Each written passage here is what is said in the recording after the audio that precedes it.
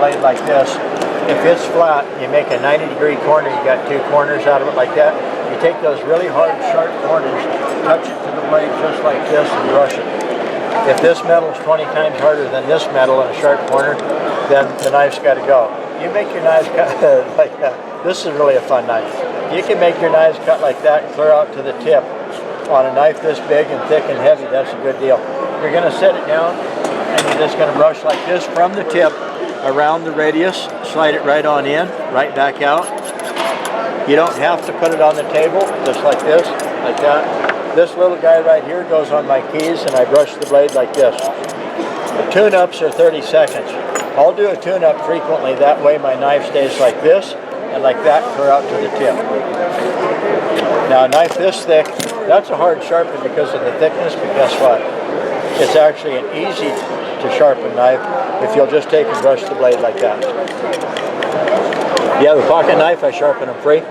It's easier for me to prove what I say by showing you on your knife versus all the stuff that I tell you on mine. Okay, that one's, okay, you have to kind of make it and then help it, like that. What I'm going to do here, first of all, I'm going to make a pivot out of my thumbs and I'm going to go right through those rounded holes sideways.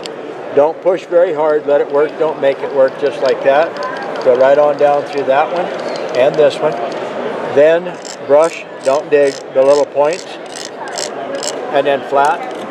And then I'm going to set it down and start working on the part that's actually the dullest and run it right on down, right out, right off the tip.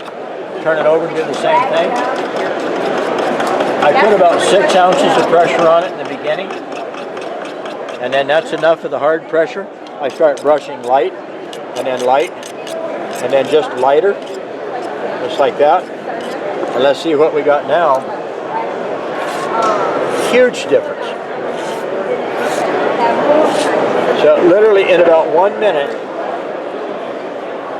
so that won't slide until it takes the fingernail off. It really is just that simple to sharpen any blade, even your serrated edge blades, the whole 9 yards.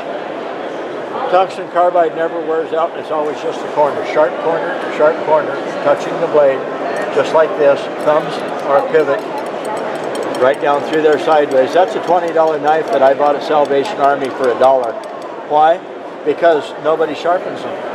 That knife was as nice and clean and pristine as you could ask for, it was just dull. You know, and a knife like this, because they're shallow, I just let it bump.